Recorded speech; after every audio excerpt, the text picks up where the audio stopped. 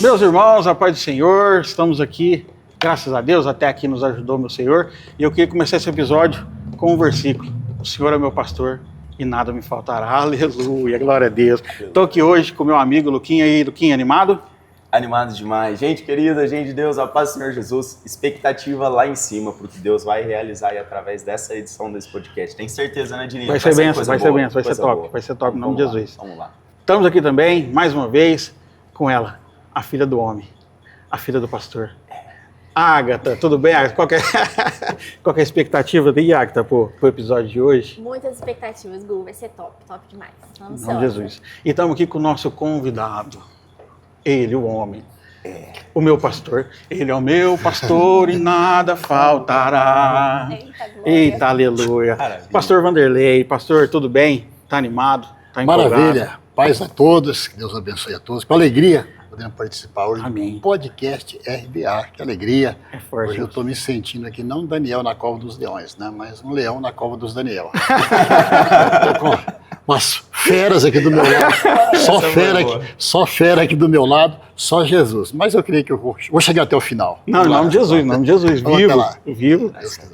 Vai ser uma benção, viu, pastor? É um bate-papo bem tranquilo aí, o senhor vai ver, o senhor vai gostar, contar um pouquinho da sua experiência de vida. Pouquinho não, né? Muita experiência de vida, né? Nessa trajetória aí com Deus, né? De vida, tenho certeza que vai ser benção. Ágata, tem alguma pergunta aí pro papai? Já temos.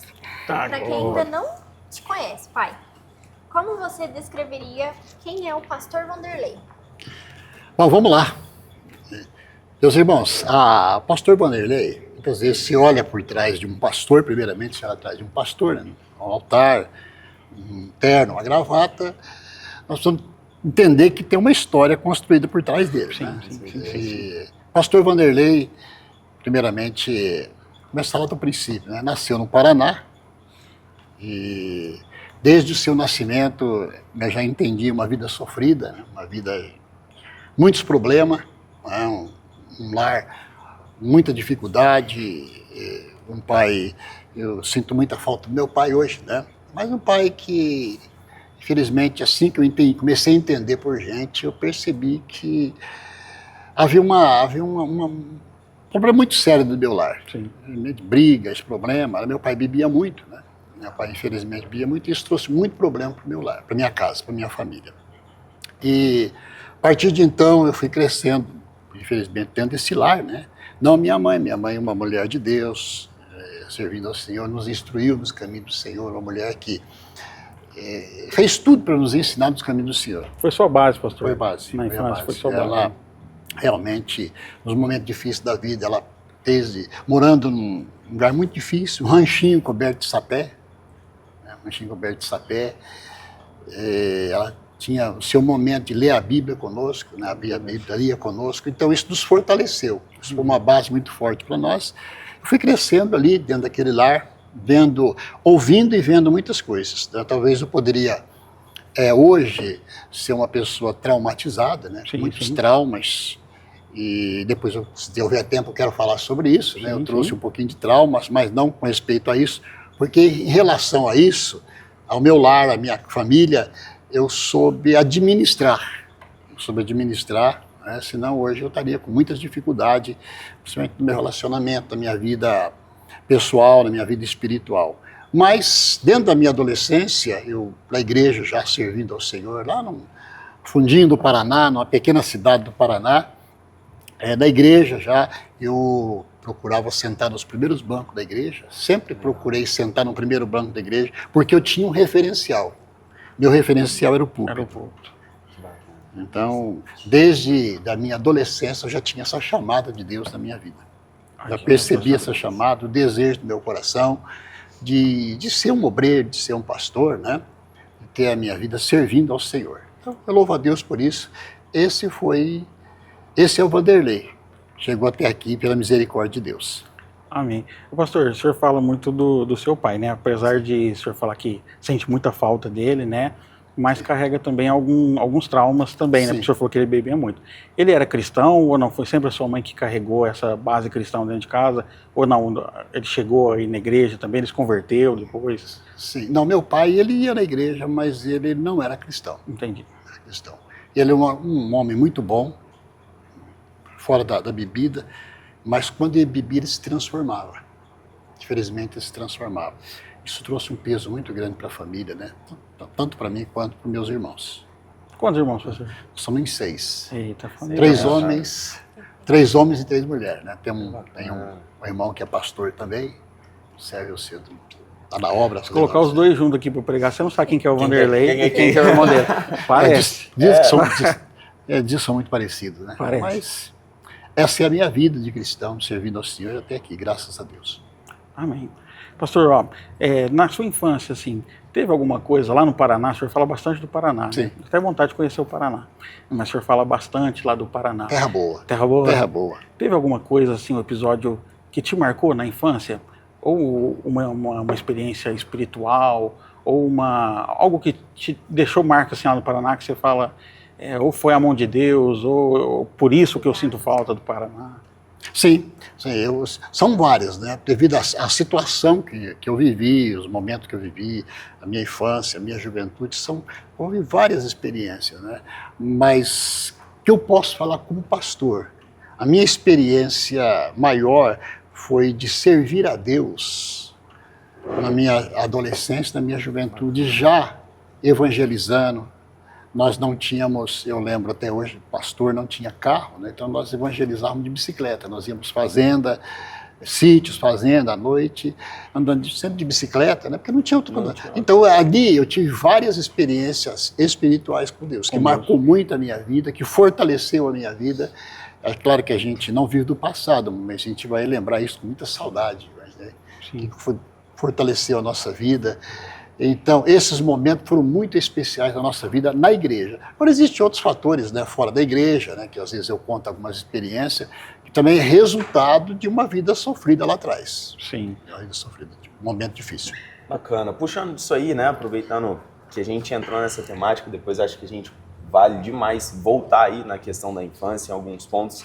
O pastor Vanderlei trouxe algo curioso, que eu acho que se enquadra muito. A gente compartilha de uma história muito semelhante, sim, no sentido paterno, de algumas feridas, né? E depois eu quero voltar em um ponto, não deixa eu esquecer, gente, a respeito, assim, de como você administrou essas feridas. Mas a questão que eu quero trazer agora você pensa hoje, com a maturidade, experiência, com tudo que você construiu, que esse tempo mais difícil de locomoção, de envolvimento, trouxe mais benefícios do que o que a gente vive hoje? A gente vive um tempo de facilidades. Sim, muito. Carro, tecnologia, por vezes a Uber. gente... Uber. É muito fácil, Sim. teoricamente. Com a maturidade que você tem vivendo dentro desses dois tempos, né? De quando você começou a adolescência e o que você vê hoje. Você acredita que, assim, o envolvimento com as coisas de Deus era mais intenso por conta da dificuldade? Sim. Era bem mais, a situação era bem mais difícil, né? E se obrigava mais a orar mais, a buscar mais a presença de Deus, né? Então você vivia uma experiência mais real com Deus, intensamente, né? Vamos dizer, intensamente. Por um lado, você olhava, era muita luta, era muita prova, muito sofrimento, muita dor. Quando eu digo dor, estou dizendo de palavras, às vezes aquilo que eu recebia, né? Palavras, às vezes negativas. Não só feridas emocionais, mas essas palavras que se eu fosse falar aqui, causaria constrangimento muito grande e eu prefiro não falar. Mas, porém, isso me trouxe, o momento lá me trouxe experiência agradável, me fortaleceu a minha vida espiritual, a minha fé em Cristo Jesus, né? Muito bom. E como se deu sua vinda para Franca, pastor? Porque foi do nada, foi a trabalho, foi ministério? Bom, a minha vida... Essa é boa, essa é Você boa. veio parar aqui em Franca. Como que você veio parar em Franca? Gente, a minha vinda para Franca foi o seguinte, nós morávamos no Paraná, como já falei, né? E eu estava na igreja, servindo da igreja, da minha juventude, desde a minha infância na igreja, juventude, e chegou um dia que eu disse para Deus, Senhor, eu preciso de algo diferente na minha vida. Eu andando sozinho por uma rua. Quantos anos isso, pastor? Você tinha, né? 19 anos por aí, né? Eu creio que seria, né? 19 anos. Faz tempo, né? Eu andando na rua e eu passei por um processo de depressão, mas na época não sabia que era depressão, né? Eu passei por esse momento, vivi esse momento, e andando na rua um dia triste, falei, Jesus, me leva embora desse lugar. Não que eu não goste do lugar, né? Que eu não goste. Coração, sempre o lugar que você nasceu, criou, sempre está ali marcado, né? Mas eu pedi ao Senhor, me leva para fora desse lugar, quero conhecer outro lugar. E eu olhando no mapa, eu peguei o mapa, não tinha rede social, que se olhasse mais fácil, eu olhei no mapa onde estava Franca. Eu disse, eu quero ir embora para Franca. Viu o nome e falou que Viu era o nome? embora? Na verdade, tinha algo assim, porque meu pai era um sapateiro, mas ele trabalhava tudo manual, fazia tudo manual. Já conheci, já tinha ouvido falar de Franca já. Tinha ouvido falar de Franca, e eu achava que também era manual, não tinha nada a ver. Porém, eu orei a Deus e falei para minha mãe, mãe, eu vou embora para Franca. Na hora minha mãe assustou, mas como nós tínhamos uma vida de muita intimidade, muito relacionamento com Deus, tanto eu quanto a minha mãe tinha ido a um culto, e Deus usou um profeta naquela noite. Deus usou um profeta naquela noite e disse para minha mãe assim, aquele teu, deixa ele ir. Meu Deus. Deixa ele ir, porque eu tenho uma obra muito grande na vida dele. Eu quero voltar um pouquinho atrás, falar da chamada. Daquilo que Deus me chamou. Vamos lá. Eu, muitas vezes, sentado no banco da igreja, do primeiro banco, como adolescente, né? Na fase de adolescente, eu já tinha um desejo de Deus. Já falava assim, um dia eu vou ser pastor. Eu tinha essa chamada. Porque eu entendo assim, que a chamada, ela vem é Deus que chama. Sim, Primeiro, Deus não assovia, Deus chama. Acontece aí. Eu vou marcar. Deus não assovia, Deus chama. Pega o papel e a caneta, anota essa daqui pra mim. A próxima pregação, se vocês escutarem, já sabe. O chamado de Deus, ele é sensacional, ele é maravilhoso. Então, eu tinha aquela chamada no coração. E quando Deus usou essa pessoa para falar com a minha mãe chegou em casa e disse para mim assim, meu filho, pode ir. Mas eu vim para Franca como? Conhecia alguém? Não conhecia ninguém. Tinha algum referencial em Franca? Também não. Tinha alguma casa? Tinha dinheiro no bolso? Também não. Meu Deus. É fé mesmo, né? O que eu fiz? Olha bem, o que eu fiz, gente? Isso é fé. Eu arrumei um colchão, rolei o colchão, coloquei umas panelas dentro. Fez igual o Chaves, colocou nas costas e foi. Coloquei um colchão dentro e comprei a passagem, entrei no ônibus e a cabeça dentro do ônibus virava, né? Nem dorme, nem dorme. E agora? Tomei a decisão. O que eu vou fazer? De manhã eu cheguei a Franca, olhei o tamanho da cidade e assustei. Desci na rodoviária e falei, bom, preciso arrumar um serviço, já vou para um serviço. Cheguei na rodoviária, perguntei para uma jovem, ela estava pegando no ônibus, perguntei, como está de serviço em Franca? E ela disse assim, tá ruim, tá muito complicado Franca. A primeira palavra de chegada da cidade. Eu pensei, puxa, a primeira palavra que eu recebo é que tá ruim, Franca. Mas mesmo antes de arrumar uma casa para morar, você foi no serviço primeiro? Eu só perguntei, na verdade eu perguntei. Aí eu peguei um ônibus, deixei as coisas na rodoviária, peguei um ônibus, centro da cidade. Mas como eu não conhecia, eu passei do centro da cidade e parar na estação. Cheguei na estação, olhei de um lado, olhei para o outro. Meu Deus, é muita coragem. Olhei de um lado, olhei para o outro e vi eu percebi que muita gente estava indo em direção, que hoje é o distrito, né, claro que eu moro aqui na Raicos. Sim, né? Sim. E percebi que muita gente estava indo em direção, falei, bom, a cidade ia continuar para cá.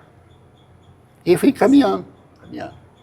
E quando eu cheguei a certa altura ali da Vila Raicos, né, onde eu cheguei, onde eu fiquei, onde eu moro até hoje, casei.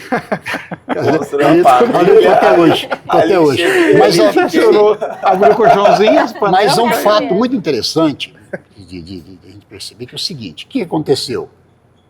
Quando Deus está no negócio, isso é bom para aqueles que estão ouvindo, para essa geração mais nova, para a geração sempre desafiadora, né? Eu cheguei em um certo lugar, procurando uma casa. E uma pessoa informou, aqui é difícil, esse bairro não tem casa e tal. Mas disse, olha, essa casa aqui mostrou para mim uma casa, tem um senhor que mora ali, e ele mora sozinho, mas tem uns rapazes que moram com ele. Logo eu percebi, falei, Deus está nesse negócio. Mas quando eu cheguei e bati na casa, era de uma outra igreja. Não tenho nenhum problema em dizer que da Congregação Cristã no Brasil. Legal. Eu bati. E quando eu falei que era da congregação cristã, mas eu resisti. Falei, não, eu vou. Mas a pessoa que estava me atendeu disse, não, o irmão, vamos lá, o irmão não está aqui. Se o irmão não está aqui, ele está trabalhando. Nós vamos até ele lá, eu te levo até lá, você conversa com ele. Mas eu, a princípio, eu não queria. Por conta dessa resistência. Por conta dessa religião. da resistência. Aham. Tá. Quando eu cheguei no barracão, o senhor dele estava trabalhando, ele estava pedreiro, e ele estava ao fundo, eu cheguei, aí o rapaz identificou que foi comigo, esse aqui é o irmão, me chamou de irmão, esse aqui é o irmão da Assembleia. Eu logo imaginei que ia ter qualquer conflito ali já. Resistência. Eu já me preparei para isso. Esse é o irmão da Assembleia, está procurando um lugar para ficar, e o irmão, ele estava com a colher de pedreiro, parou com a colher de pedreiro, olhou para mim, e começou a lágrima e desceu. Meu Deus. Meu Deus. Eu já tinha falado como, quer ver? Aí eu pensei assim, agora que eu não estou entendendo mais nada. Eu estou conversando com uma pessoa de uma outra igreja, que tem alguns problemas com a nossa igreja, problemas, não é problema, mas Sim, existe alguns essa detalhes. resistência. Existe. Eu estou aqui conversando, agora o homem está chorando, eu olho para o homem, está chorando. Aí eu perguntei para ele assim, tudo bem com o senhor? Ele falou assim, você é parecido com meu filho. Meu Deus. Meu Deus. Aí eu perguntei, seu filho? Ele falou, não, meu filho morreu num acidente de moto. Ele contou a história. Na verdade, ele contou uma longa história. Aham. Que o filho morreu, a esposa largou dele, ele foi para a congregação cristã. Aí ele disse para mim assim, ontem eu busquei a palavra. E a palavra disse para mim ontem assim, peregrino vai bater a tua porta. Abre a porta para o peregrino. Meu Meu Deus. Deus. Pai, Deus foi preparando tudo. Deus por ele. Quando eu olhei, quando ele disse aquilo, eu disse, Deus está nesse negócio. Extraordinário. Então, minha chegada ali, fui para a casa dele, fui bem acolhido. Ali tinha todos os meninos aí da congregação cristã, eles me respeitaram, sentavam comigo para ouvir a Bíblia Sagrada, para conversar. Era um momento gostoso. Então ali, a minha chegada franca foi dessa forma, da franca. Eu louvo a Deus, que Deus tem cuidou ali, cada detalhe da minha vida, né? Continua cuidando até hoje. Pastor, puxando assim uma pergunta rápida, depois a gente direciona para a Agatha soltar uma pergunta. Ela tá doidinha. Que ela tá segurando ali. Eu percebi que na sua história foi uma sequência de tomadas de decisão. Sim. E nessas tomadas de decisão, a voz de Deus direcionando o cuidado. A gente teve uma conversa, né, a respeito daquilo que é provisão e cuidado de Deus. Eu sou uma pessoa que eu tenho um certo problema com a fé porque eu busco muito de Deus a resposta, né? E eu vi que você foi uma pessoa de decisão. O que você pensa assim que te impulsionou a tanta convicção? Porque foram sinais de Deus muito simples, né? Tipo, Deus sinalizando a sua mãe, ó, um dos seus vai, né? E você tomou a decisão. O que foi esse romper de fé, assim? O que te deu essa convicção de falar assim, ó, vou, sabe? De romper, né? Acho que tem uma geração que nos escuta, por que eu falo isso? Que tem medo de decisões, né? Então talvez isso clarifique muita coisa aí pra galera. Sim, a gente, é claro, eu tinha uma convicção, talvez resumindo tudo, a fé, primeiramente, né? Que nós já falamos sobre a fé. Sim. E uma convicção, uma certeza de que Deus estava no negócio. A gente também não pode fazer loucura, né? Não pode fazer loucura. Eu sempre olho aquela parte do livro de Josué. Se eu digo para Josué, onde colocar a planta dos teus pés, eu te abençoarei. Só que Deus havia limitado também, né? Quando nós lemos aquela parte, onde colocar a planta do teu pé, quer dizer, eu posso colocar em qualquer lugar. Não, Deus limitou para Josué. Deus deu um limite para Josué e disse, aonde você colocar os pés dentro desse limite, eu sou com você. Então, essa convicção que eu tinha, a certeza de que Deus já tinha falado comigo, Deus já tinha falado com a minha mãe, que também não ia fazer loucura. Mas, muitas vezes, eu achei depois que foi loucura, assim. Porque... Escutando, assim, pareceu loucura, assim. Eu falo porque, assim, eu sou uma pessoa que, nossa, são limitações de cada um, Sim. né? Sim. Para eu tomar algumas decisões, eu fico muito assim, Deus, e aí, às vezes, Deus até falando, eu falo assim, não sei se eu vou fazer isso, não. Às vezes a gente quer pedir uma confirmação atrás da outra, né? Sim. Às vezes a gente ora, aí confirmou, confirma a confirmação, Desse aí confirmou e quer a confirmação da confirmação da confirmação. Eu acho muito Isso parece que, falando nesse assunto, isso parece que nos impede de avançar, muitas vezes. Sim, sim. Sim. O medo toma conta, a fé, ela se, vamos dizer assim, não é que encolhe, ela se esconde, né? E o medo toma conta e você, eu acho que se limita a muitas coisas e perde muitas vezes a bênção de Deus, que aquilo que Deus tem preparado para cada um de nós. Verdade. Vamos entrar agora em um ponto sobre a família. Hoje ele é pai de dois filhos, um casal. E, pai, o que a paternidade te ensinou sobre Deus e o seu ministério? É dura essa pergunta. Top, hein? Eu achei... Bom, Boa. primeiro, eu, com respeito à família, eu sou feliz, né? Eu vivi as experiências amargas lá atrás, no passado, né? E às vezes eu tento não passar, não transferir, mas mesmo assim, de forma... você não querendo fazer, você acaba fazendo. Sim. Muitas coisas você acaba transferindo lá atrás, que não é para trazer. Hoje eu sou feliz, tenho 2 filhos, né? Uma está aqui, a bênção de Deus, né? Então louvo a Deus, sou feliz pelos meus 2 filhos, né? Louvo a Deus por eles estarem servindo ao Senhor. Eu já disse aqui na igreja, uma das coisas que eu faço é orar por eles, né? Eu sempre oro por eles. Porque minha mãe, eu vi minha mãe tantas vezes de joelho. Tantas vezes de joelho orando por nós, orando por mim, orando pela família. Então, eu oro por eles, né? Eu oro por eles, todo dia de manhã saio, peço para Jesus, Jesus cobre eles com teu sangue, guarda eles. O meu maior medo que eu tinha, né, era que eles tomassem uma decisão que não fosse de servir a Cristo, como pai. Mas eu louvo a Deus que eles estão na igreja, servindo ao Senhor, trabalhando, estudando, né, e fazendo a obra do Senhor. No entanto, que ela está aqui fazendo a obra de Deus. É glória. Então, eu louvo a Deus por isso. Essa benção. Ele elogia ainda. Ô, pastor, mas eu acho assim, só não voltando ao assunto aqui, eu acho que todos nós como pais, né, voltando ao assunto, como pais, nós devemos ter esse cuidado de orar pelos nossos filhos, né, de criar essa proteção, essa barreira, né, pedir ao Senhor que o sangue dele, a presença dele, o cuidado dele possa cobrir os nossos filhos, né, e guardar os nossos filhos aonde quer que eles estejam. Eu acho muito extraordinário isso, né, porque você veio de algumas feridas, né, e marcas. Eu li em um livro esses dias que todo mundo é marinheiro de primeira viagem, né? Tipo assim, todo mundo vai ser... Mesmo que alguém te falasse assim, pastor Vanderlei vai por esse caminho, você seria pai de primeira experiência, não tem como fugir disso.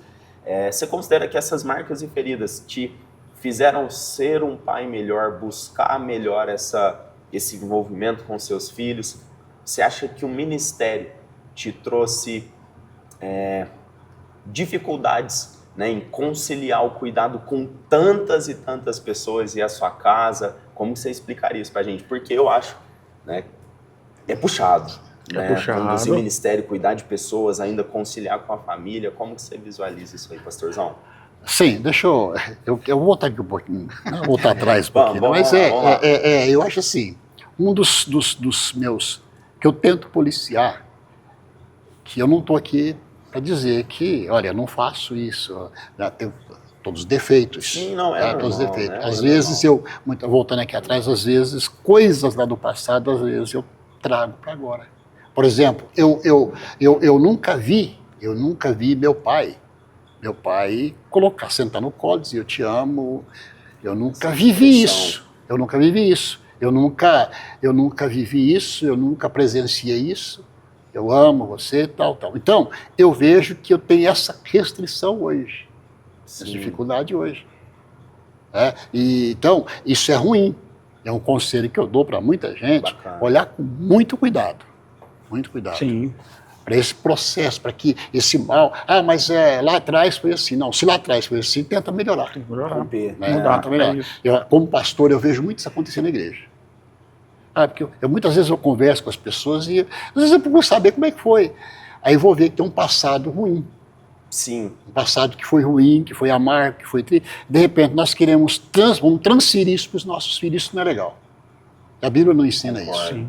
Nós temos que policiar. Mas eu tenho dificuldade, se eu falar a verdade para você, eu tenho essa dificuldade. Não estou aqui no RDA para dizer, olha, tal. Não, mas eu acho isso que é um conselho que eu dou, para que... Ó, isso é muito importante, pastor, da gente tratar, acho que trazer isso, né, Gu? Para o podcast, a gente teve uma aula de teologia, que eu falei isso com o Gustavo, eu tenho essa visão. Existe uma cobrança muito maior aos filhos de pastor. muito. Só que eu falo assim, antes de que exista um pastor, gente, existe um ser humano que é homem, dado as falhas, né, as limitações. Então, por isso que eu entrei nesse ponto, porque eu também vejo assim, né, a sua casa é uma casa que glorifica a Deus, os filhos servindo a presença, né, a esposa, a sua casa, mas a gente sabe que existem inúmeros pastores aí que não têm esse privilégio que o Senhor te deu sabedoria de viver, né? Mas eu acho muito importante tratar para que o pessoal saiba aí que... Só dizendo uma coisa, Passa. meu lar não é perfeito. Mas não é, né? Não é perfeito. Não existe perfeição. Agora, cada dia é um desafio novo. Precisamos entender o seguinte, cada dia é um desafio novo. Cada dia é uma batalha diferente. Mas vamos rompendo com dificuldade, com barreira, vamos construindo algo novo, experiências novas, né? Mas como a minha paternidade, minha filha perguntou, eu não quero que meus filhos passem o que eu passei. Sim. Isso é o desejo de todo pai, né? É, Ninguém quer. Eu não quero. Não quero. Então, eu sou muito aparentemente, não, mas com eles eu sou muito cuidadoso, sou muito apegado.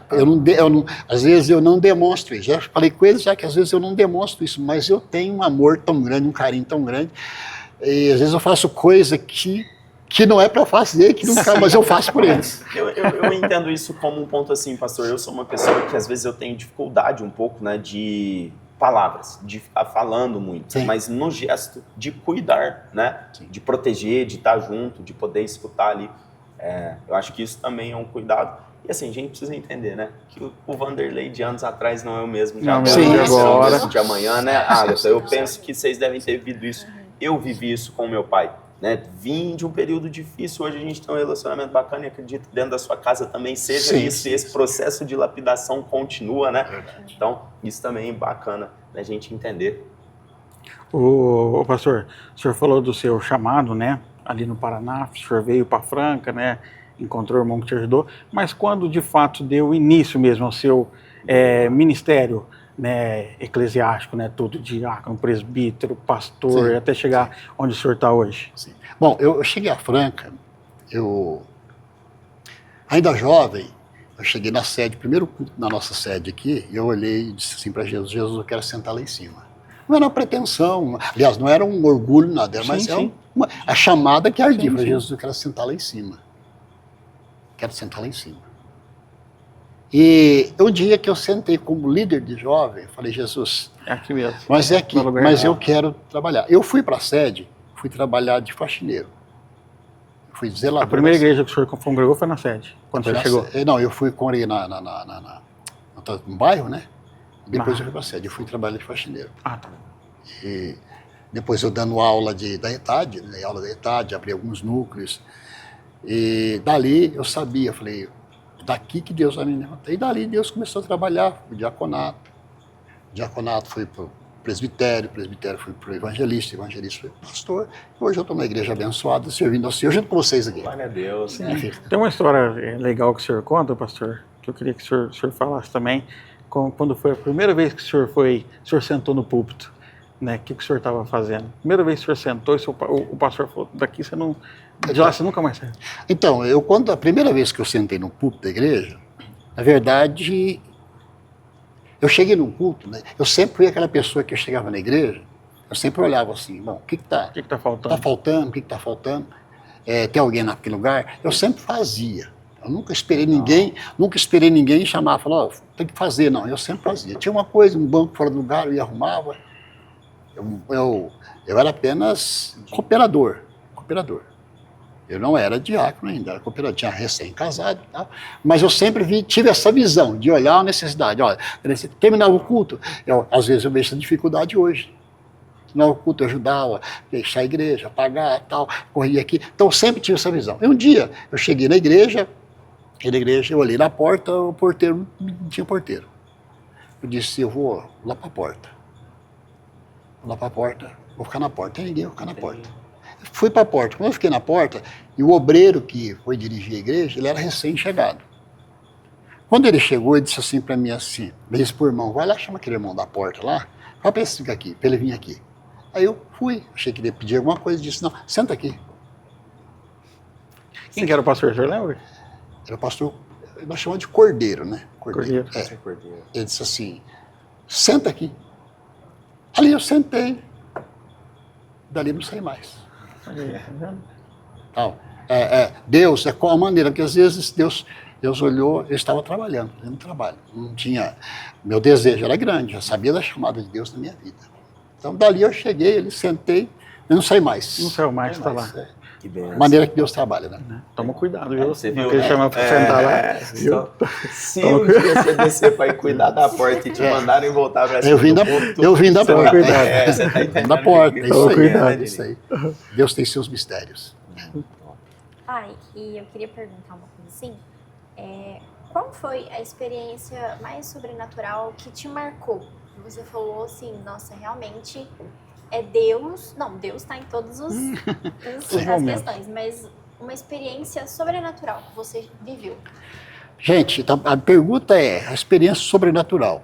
É claro que ao longo do ministério, você vive, cada tempo você vive uma experiência nova. Uma coisa. Experiência nova. Mas conversando com você, eu me lembro que no momento de muita prova, de muita provação, de muita luta, eu comecei a ler um livro. E eu comecei a ler o livro.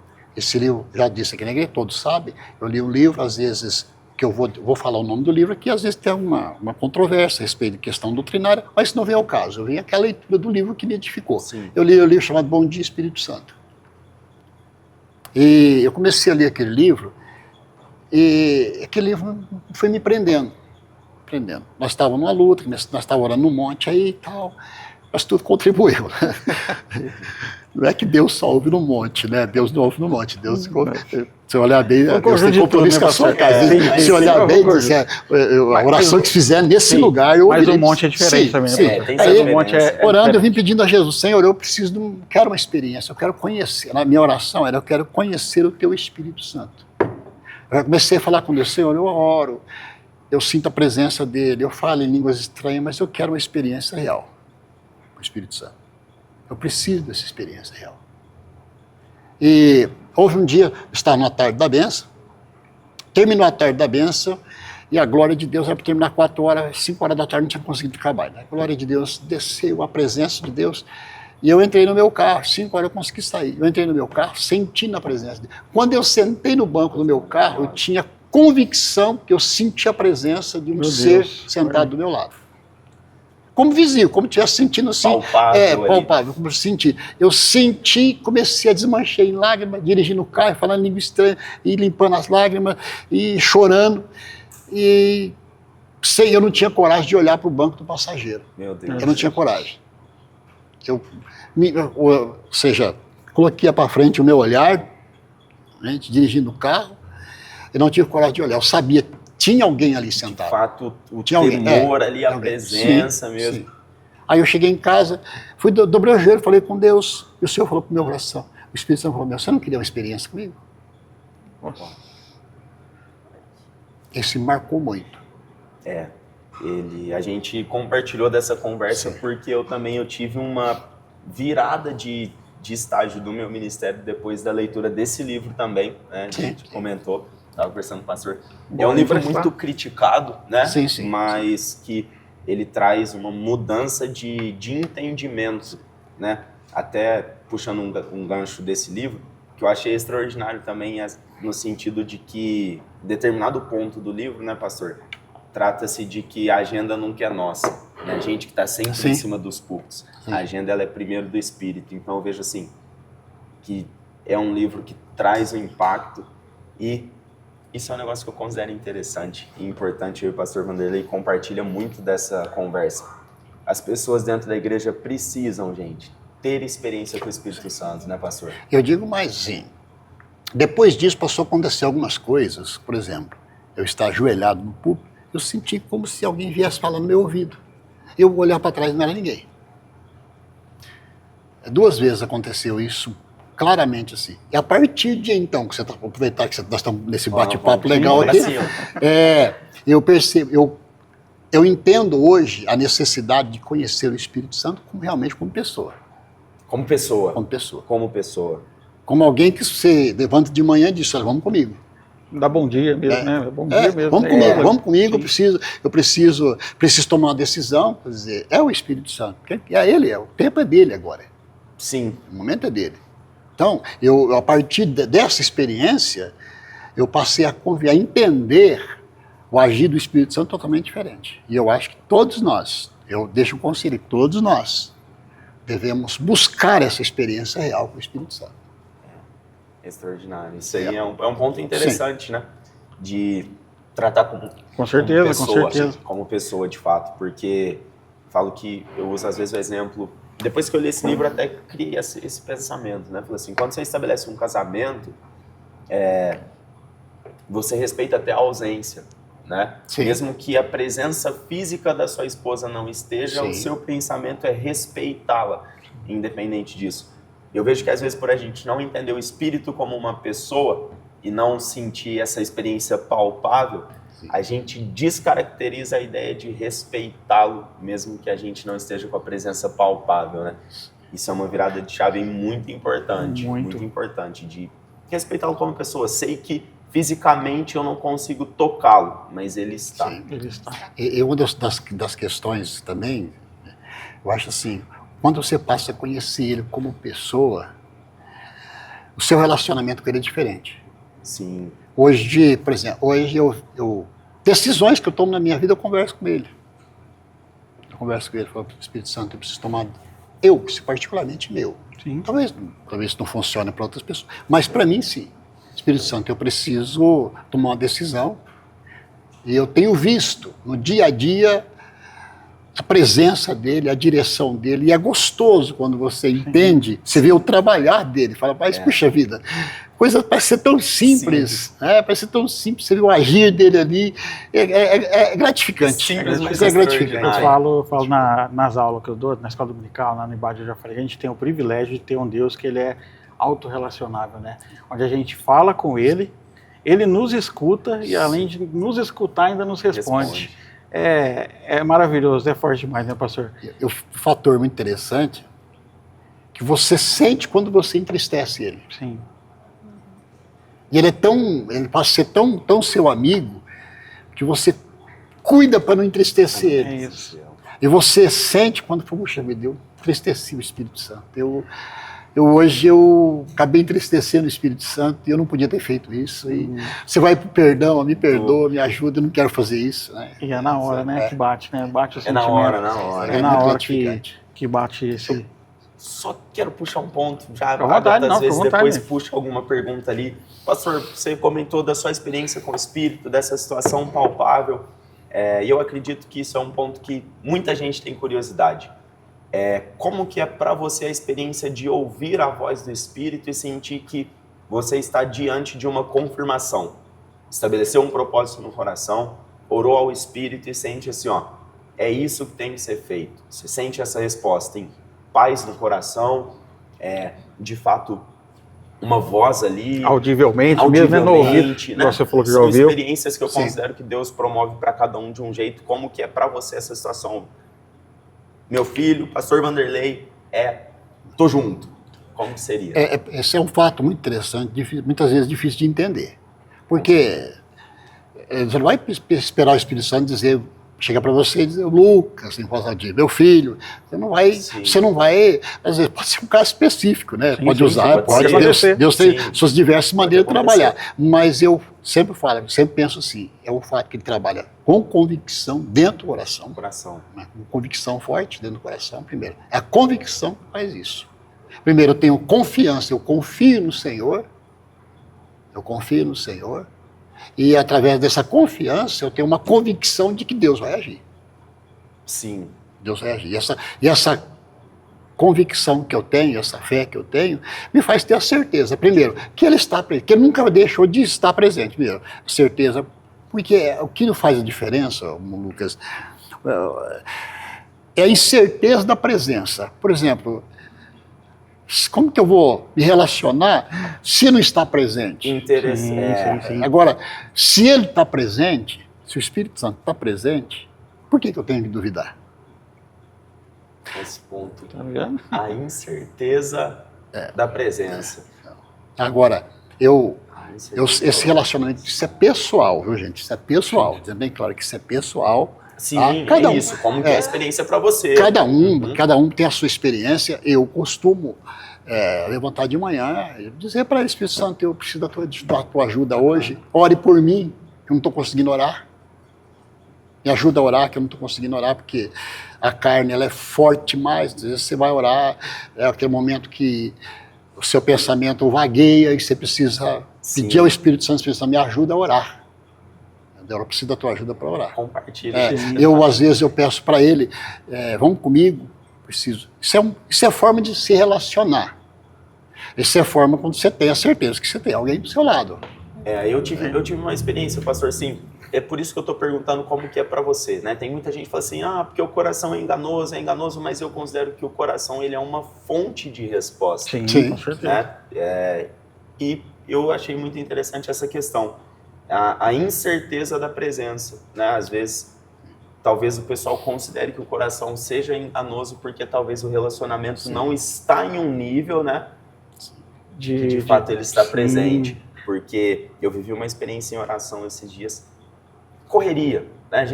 A gente compartilha de uma agenda envolvida com a igreja, vocês sabem, a gente trabalha, estuda.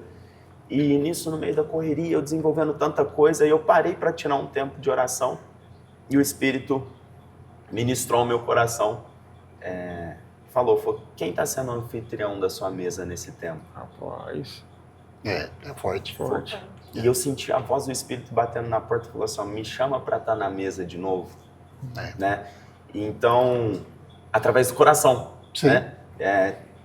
Desse fluir, por isso que eu quis muitas das vezes a correria do dia a dia tira, né, esse momento de intimidade, né, pastor? Então, às vezes a gente acha que até perdeu, né, essa intimidade por não estar a incerteza da presença. Exato. Às vezes dedicando um tempo. Meu pensamento agora, a incerteza da presença. É porque nós temos, por exemplo, nós temos uma dificuldade de crer naquilo que nós não vemos, né? Sim. E a fé não é isso, né? É o contrário disso. Eu preciso, por exemplo, o Espírito Santo, nós precisamos viver um relacionamento com ele. Sim. Dia após dia.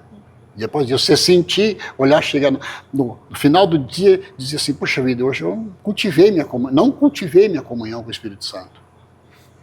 Chegar ao fim da tarde, da noite, a hora que você deita na cama, puxa vida, eu hoje acabei entristecendo aquela causa, naquele problema, eu acabei entristecendo a presença do Espírito Santo. Então, é aquilo que você disse, é relacional. É pessoal. Você tem ele pessoal. Então, ele é meu amigo. Ele é um amigo, a partir de agora, ele é meu amigo, que ele diz que está conosco todos os dias, né? Então, caminhar conosco. Aproveitando esse gancho, o senhor falou do relacional, pastor, como é que é o devocional de um pastor? Como é que é a sua vida devocional ali na oração, na montagem de um sermão? O senhor faz com frequência? Faz todo dia? O senhor consegue tirar esse tempo? Todo dia? Sim. Tem algumas pessoas que fazem, né? O correto seria fazer, mas você vive na corrida do dia a dia. Parece que os dias estão abreviados mesmo, né? Parece que correto, não dá tempo. O correto seria você ter um momento devocional. Eu acho assim, o meu devocional, desde a hora que eu estou andando durante o dia, deitado na cama, de manhã, na hora que eu levanto, eu tenho que cultivar essa comunhão devocional. Agora, o problema é que as redes sociais, ela roubou muito tempo nosso. Nossa, mas muito. Deus está me honrando nesse podcast, pastor. Deus está me honrando, gente. Tá vendo, né, João? Que aconteceu uma situação no podcast que eu fiz, o pessoal ficou falando, pregador que não gosta de orar, que não tira tempo da meditação. Mas ele não falou que isso não. Não, peraí, gente. Não. Tô falando que o pastor não gosta de orar, mas você tá vendo que a resposta dele foi muito semelhante à minha, devido às demandas que a gente precisa atender. Situação ministerial e tal. Mas ele foi sábio. Você tá falando que eu não tive sabedoria, Tili? Não vigia, gente.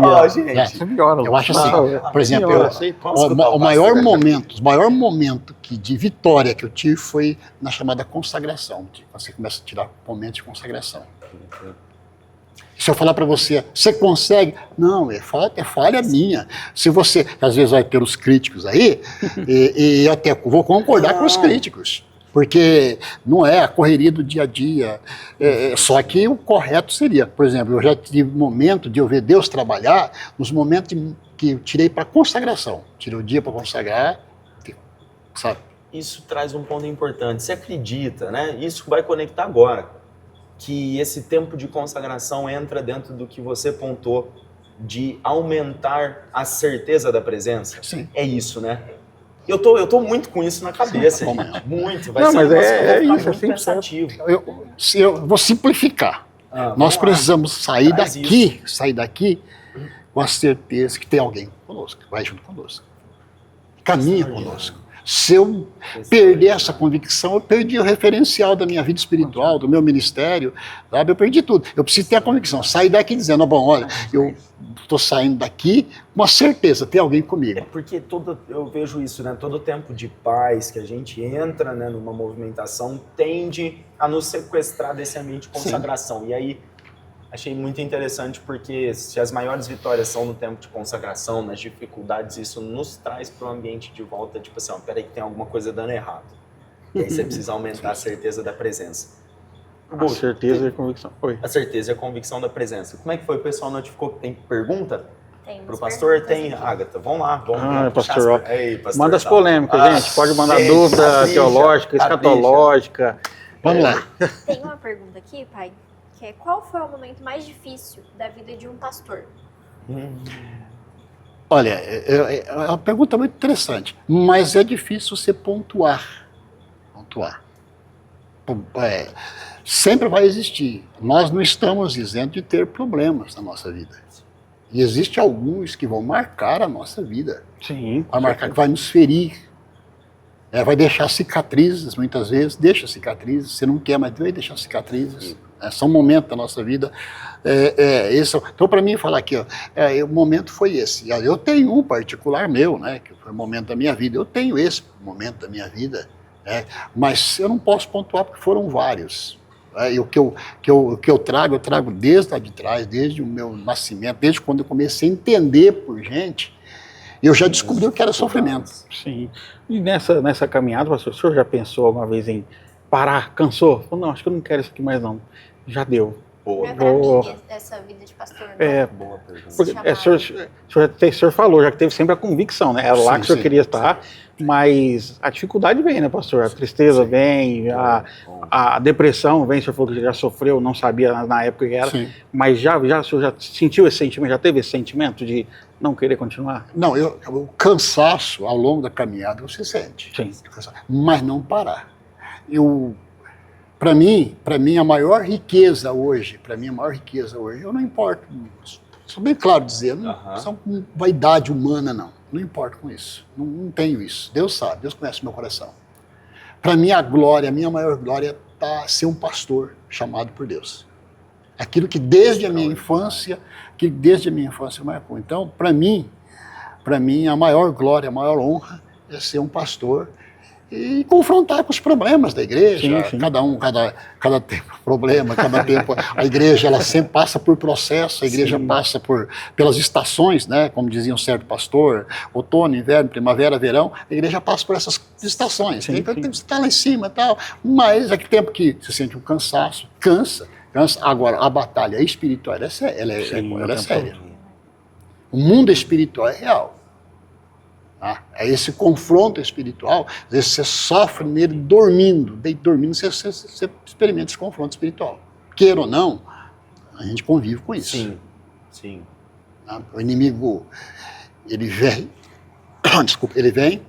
ele usa meios, pessoas, formas, e você cansa, você olha assim e fala, poxa vida, eu estou cansado agora.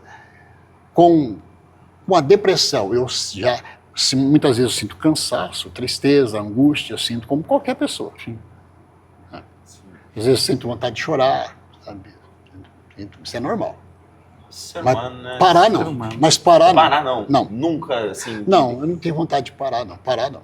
Extraordinário, isso é bom pontuar. Acredito que, assim, até hoje, a maioria das pessoas que eu já conversei, tiveram Sim. esse tempo, né, do Elias no padzinho para ali, de falar assim, Deus, não quero mais. Bom, que extraordinário essa Sim, convicção. sim. Extraordinário. Tem mais pergunta, Agatha? Tem do que chegou do pessoal? Eu queria já abrir assim, porque tem bastante adolescente que acompanha a gente e eu queria, pai, que você deixasse um conselho para os jovens e adolescentes que sentem esse chamado pastoral, que sentem ter um chamado. Tá. Eu entendo, por exemplo, estou falando para adolescentes. Eu não sei se eu posso falar o relacionamento pastor e adolescente. Posso falar sobre isso? Pode, Pode ser, claro. pode Não, ser. eu vejo isso com muita importância, o pastor e os adolescentes. Eu vejo assim, exemplo, o momento que nós estamos vivendo, a época, como que mudou? É isso que eu queria até chegar lá, porque é um ponto que Como que mudou? eu admiro o senhor, porque, na visão, a visão que o senhor tem, a sua visão. Pode continuar, que o senhor vai chegar lá. Não, pode, você pode até fazer, se quiser formular alguma pergunta deles, não tem problema. Não, pode ir que o senhor vai chegar lá. Eu acho assim, os adolescentes, a importância dos adolescentes na igreja hoje.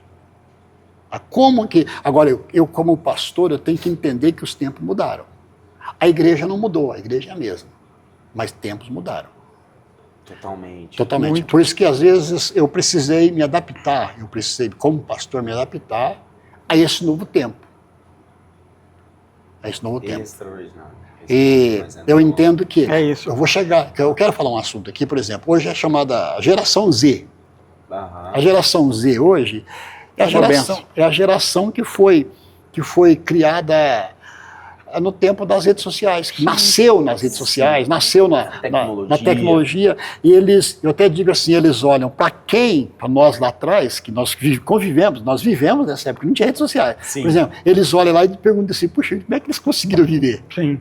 E nós olhamos para eles hoje e falamos, puxa vida, como está fazendo mal para eles?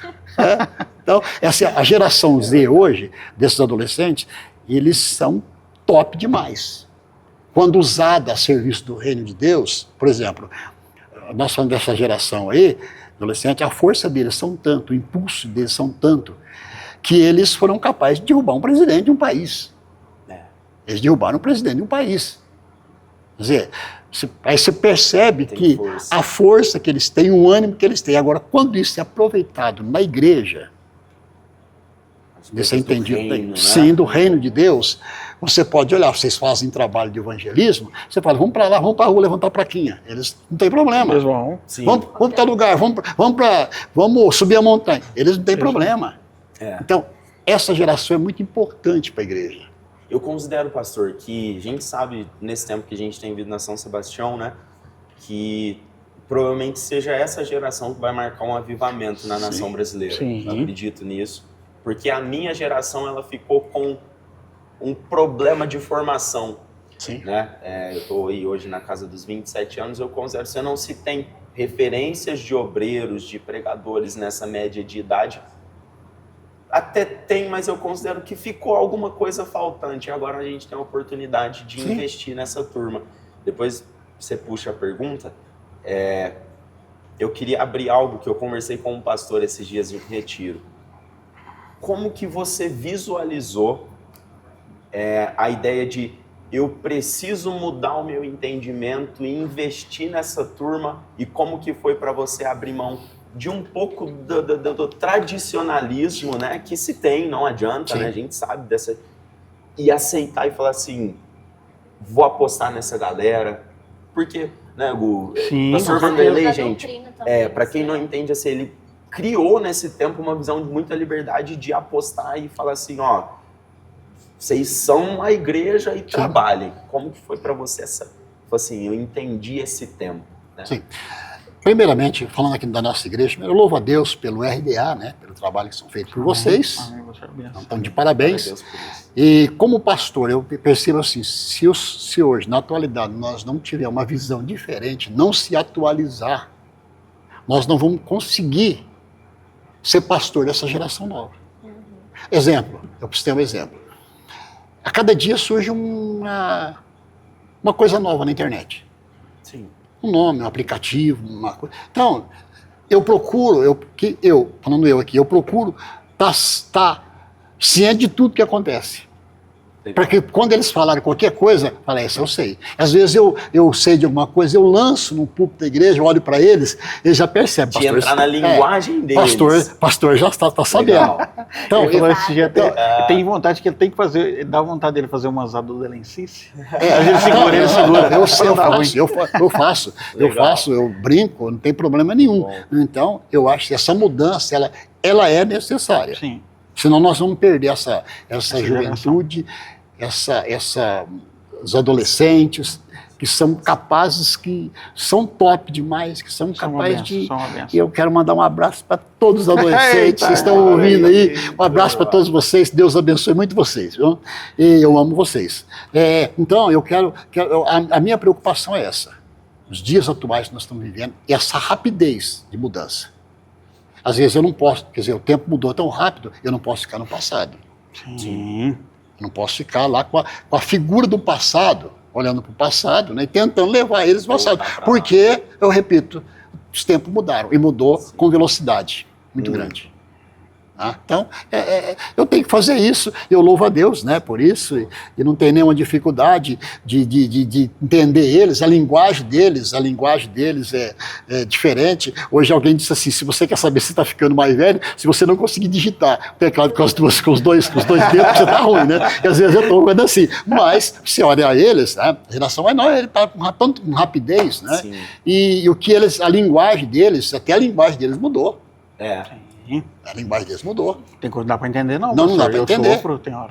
Não, mas tem umas coisas que eu e meu irmão falam em casa e ele entende. Não. Eu e meu irmão para, olha assim e fala, aí.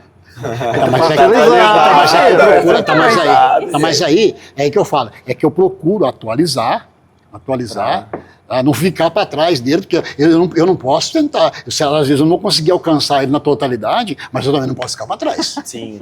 É isso. Eu não posso ficar para trás, eu tenho que caminhar, tentar caminhar com eles aí, né? É extraordinário, né? Remiu o tempo. Remiu o tempo. Pastor, já partindo para o encerramento, nós já falamos mais de uma hora, você acredita? Mais de uma hora. Passar rápido demais. E nesse encerramento, pastor, foi top. O senhor é uma benção, um exemplo de pastor aí nessa geração. E eu queria saber do senhor aí, qual mensagem que você deixa para essa geração de adolescente aí que quer ingressar no ministério, que tem dúvida sobre o chamado, se vai, se não vai. Qual que é a dica ou o conselho que o senhor deixa para eles aí? Para os adolescentes, eu entendo que perfeitamente que no meio dos adolescentes existe chamada de Deus específica. Sim. Às vezes eles estão como eu estava, sentado no banco, às vezes você olha assim como eu sentado no banco, e só Deus sabe que tem no coração de uma adolescente. Sim. A chamada que já tem ali. Porque eu digo, é chamada, é Deus que chama. Eu costumo dizer que muitas vezes Deus chama e separa do ventre. Você pode dizer, mas isso é heresia. Não é heresia, é bíblico. Sim. Paulo diz, eu dou graças a Deus que me chamou e me separou desde o ventre. Sim. Gálatas 6, alguma coisa. Eu tive todas as profecias do meu respeito e eu separei desde o ventre. Então, eu tenho convicção de que no meio desse adolescente, o que eu quero dizer para os adolescentes é permanecer firme no meio desta geração, permanecer fiel no meio dessa geração corrompida. Eu repito lá, esse momento que nós estamos vivendo é assustador, né? Sim. Então, a gente precisa trabalhar com eles, e eu espero que essa geração entenda que viva um avivamento. Eu espero, desejo do meu coração, para você, adolescente, que você comece a experimentar um avivamento de Deus. O que é o avivamento? O avivamento é quando você reúne lá na escola, com seu grupinho, lá, vamos cantar um louvor aqui? É isso. Quando você convida alguém para vir à igreja, ou entrega um folheto para alguém. E eles estão nessa sede, né? Eu vivi uma experiência muito extraordinária de ter ministrado em um retiro, depois voltei na igreja e chegaram 2 adolescentes e falaram assim, me chamaram de pastor, né? Tem essa tratativa, acredito, por respeito. Assim, gente, depois daquela pregação no retiro, nós montamos uma célula na nossa escola. E aí já tá tendo um monte de gente, você tem que ir lá. Eu falei, gente, eu não consigo entrar na escola de vocês. Mas eles entendem isso muito rápido. E eu creio que esse avivamento pode começar pelos adolescentes. Sim, eu também creio. Eu acredito demais. Pela capacidade que eles têm. Pelo que eles são. Eu tenho certeza, eu creio. A minha oração é para que Deus faça isso no meio dos adolescentes. Amém. Amém. Amém. Assim, Começa a revolucionar os adolescentes. Nós temos nossos adolescentes que estão nos ouvindo aí. Quero parabenizar nossos adolescentes. A liderança está aqui, os trabalhos estão aqui. Só uma benção. Deus abençoe. fala aí, Agatha, tem coisa Coisa de Deus. Não tem na descrição? Todo mundo top. Pastor, queria te agradecer, viu, por essa oportunidade que o senhor deu de estar conversando, batendo esse papo com o senhor. Foi bênção demais, né? O senhor conversa bastante, né?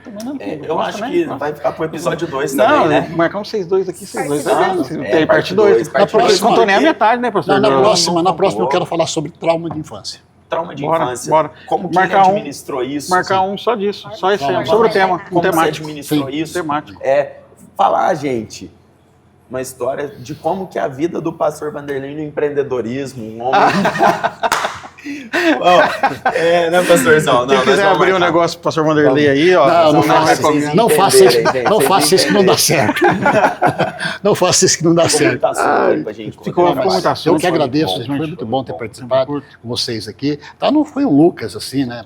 Mas é isso aí. Tá muito Mas melhor, muito fiquei feliz, Deus abençoe. Opa, Parabéns obrigado. pelo trabalho de vocês. Amém, amém. É Deus. Deus abençoe os que estão em casa, nos assistindo aí, que tenho certeza que foram edificados. Em nome Com de Jesus. certeza, Obrigado. com certeza. Deus Luquinha, abençoe. obrigado, mano. Mais Tamo uma junto. vez, viu? Por essa Assim, parceria. Viver. esse Agatha, propósito aí. obrigado, viu? Foi bênção mais uma vez estar com você. Essa é minha filha. Parece, Não faz. parece. É, Pastor, o senhor quer deixar uma última mensagem, um recado? Então, eu só quero agradecer aqui, mais uma vez, agradecer e parabenizar mais uma vez Amém, vocês. pastor. Eu já fiz isso, mas parabenizar mais uma vez e para vocês continuem. Vamos fazendo um continuar, trabalho em nome de que Jesus. Deus colocou na Não mão de pretendemos vocês. parar, não. Vocês têm um desafio que é os adolescentes. Sim. RDA. Podcast RDA. Esse trabalho está forte. Ora por nós, pastor. Tá Ora forte. por nosso Tenho trabalho. certeza que vai crescer muito Em mais. nome Tá? de Jesus. Eu quero pedir pro pessoal que está em casa aí, né? Curte lá, inscreva, Compartilha, compartilha. escreve. Faz de tudo lá, gente. Faz de tudo. Compartilha, escreva, faz de tudo lá, tá bom? De forma que o nome do Senhor seja glorificado. Minha gratidão a Deus, a todos vocês. Obrigado. Pastor. Obrigado. Continuamos firme, abundante na obra do Senhor. A glória. Deus, Dá a bênção apostólica, pastor. Né? A bênção Tradicional, tradicional. Esse é tradicional. Tradicional. Tradicional. Isso é só pra quem é da Só chão, pra viu? quem Só pra quem é da é chão. daqui que vai entender. Gente, obrigado então, viu? Mais uma vez, mais um episódio aí se findando. Quer deixar um recado, Luquinha, pra galera?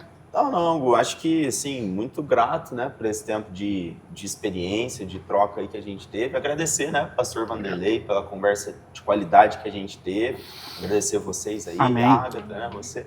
Muito top, gente. Não Top tem muita demais. consideração, Top. não, assim, a fazer só gratidão mesmo a Gratidão. Deus. Quer deixar um recado, Agatha?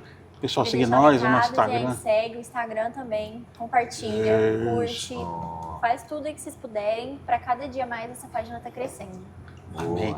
Gente, obrigado. É isso. Obrigado por mais um episódio e até o próximo. Então, amém? Deus abençoe. Deus Fica com abençoe, Deus. Eita glória!